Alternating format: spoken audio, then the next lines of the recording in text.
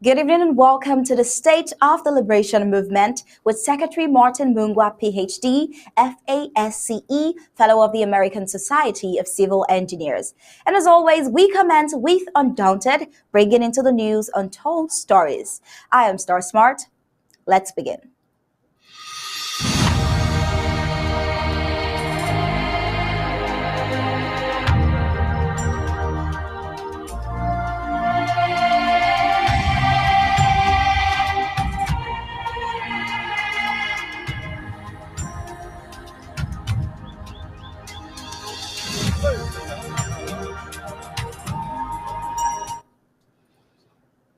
The Canadian announcement on Friday, which followed a series of secret meetings with Cameroonian delegations in 3 Quebec and Ontario locations over the past 4 months, had sparked widespread optimism from many Cameroonians, including Amazonian leaders. And it is believed that only sellouts, unionists, federalists, traitors, and merchants used the Canadian backdoor talk for self-aggrandizement and not for the interest of bona fide Amazonians under the People's Interim Government.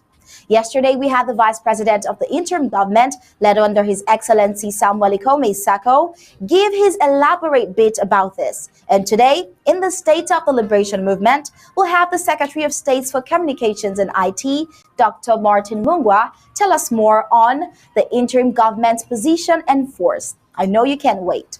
Meanwhile, we'll be reminded in the course of tonight's Undaunted that with the restoration of the statehood of former British Southern Cameroons, Amazonian's resources will be harnessed to sponsor desired development in every part of the Federal Republic of Amazonia.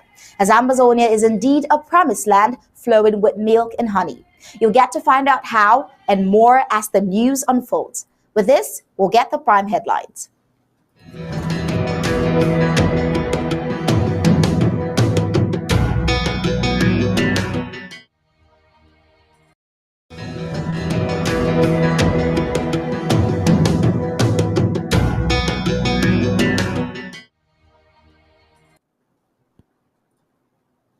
Right, these are the prime headlines for today. We'll start with the story of Russia as it orders Estonian ambassador to leave the country.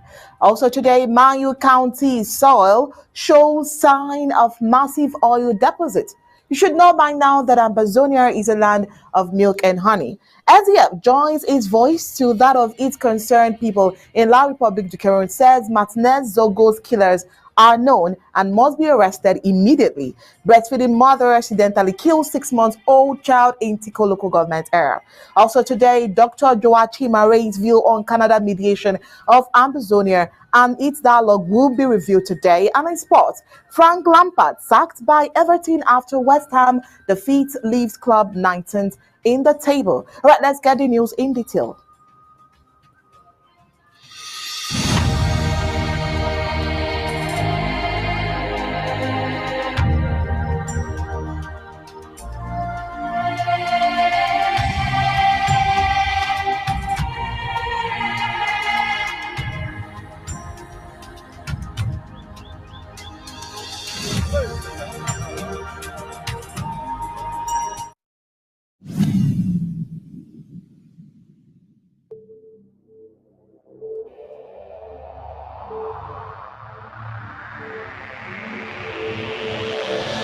The media greatly influences society. They inform people about what is happening. It permeates people's lives by creating their own criteria and opinions. In this way, the media moves the masses, creating different social movements. For over 60 years, the people of Ambazonia were deprived of such privileges. The privilege to enhance their own criteria and opinion. They have suffered cultural genocide for 6 long decades, but not in this age and not with undaunted ABC Amber News on board. You must understand that wars are fought and won in the media. The speed of the revolution on Ambazonia's quest for freedom cannot be explained without highlighting the diligent use of the media. Franco-Cameroon colonizers, among other strategic moves, weaponized the media against Ambazonia for so long, and they continue to do so even today. The question would be, how much do the oppressed people of Ambazonia need to counter the media rage?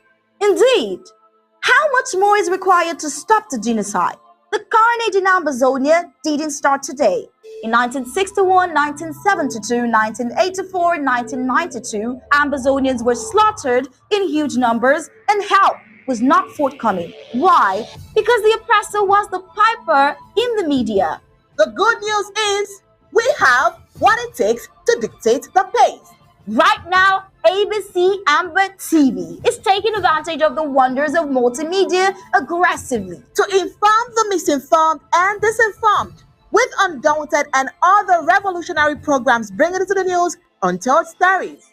Most importantly, to win the media war by taking ABC Amber TV into every multimedia platform. In a word, where the importance of storytelling can never be overemphasized, Ambazonians has to tell her own story, not the other way round. And like we say it always, Ambazonia must narrate her story accurately. We can do this together, you know, right? You are just a click away. Visit our website at www.abcambertv.com, and the steps are quite simple. With just a click on the website, you can become a club member with so many benefits.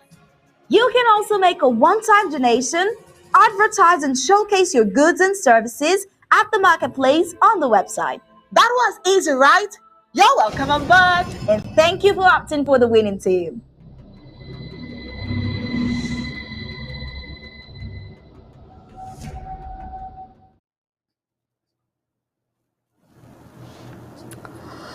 All right, we'll start the news on the foreign scene today. Martinez Zogo had been Estonian representatives in Russia since 2018 and had previously worked in Finland and the UK.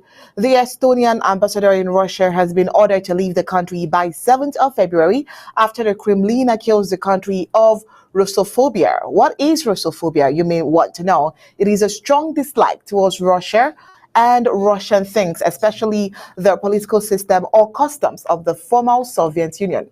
And with that foreign report, we'll begin tonight on Undaunted News. How are you doing, sir? Very well, Oni, and good evening, Ambazonians. Well, in a statement, the Russian Foreign Ministry said Estonia had purposefully destroyed relations with Moscow. Martinez Zogo is the first ambassador Russia has expelled since invading Ukraine last year. Estonia responded by asking the Russian ambassador to leave by the same date. Russia's move against Mr. Zogo comes after Estonia recently ordered a reduction in the size of the Russian embassy in Tallinn.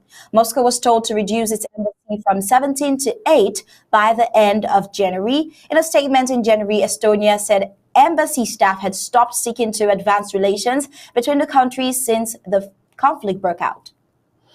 Tensions were also raised last week after representatives from 11 NATO nations gathered at an army base in Estonia to discuss a range of new packages to help Ukraine recapture territory and fend off any further Russian advances.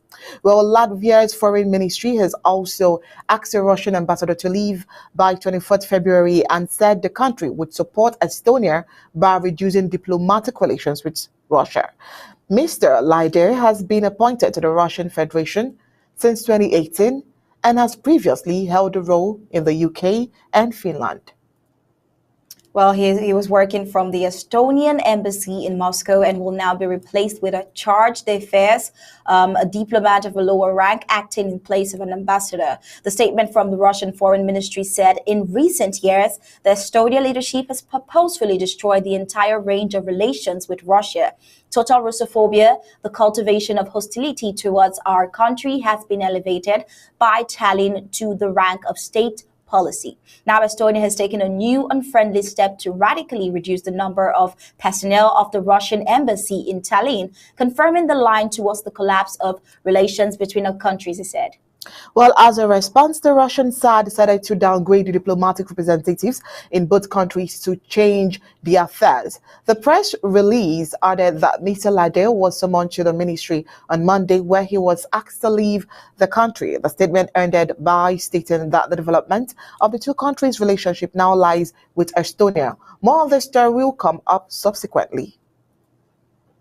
And moving on with other stories that concerns the people of Amazonia and the Cameroons at large. The kidnap of the station manager of Radio Amplitude FM, Martinez Zogo, based in the colonial capital Yaoundé, by unidentified men, morphed into the discovery of his lifeless body in an uninhabited stretch of land called Ebogo 3. And today we look at who his killers might be. Well, getting to the root of the Martinez Zogo's abduction and murder, the erstwhile leading opposition party, Social Democratic Front (SDF), has urged the authorities to immediately arrest killers of journalist Martinez Zogo, who was found in Yaoundé on Sunday morning, 5 days after his abduction. Now, in a release published Sunday, Nijon Fundi's party says the journalist's murder is an indication that journalists in La Republic are at the crossroads of terror.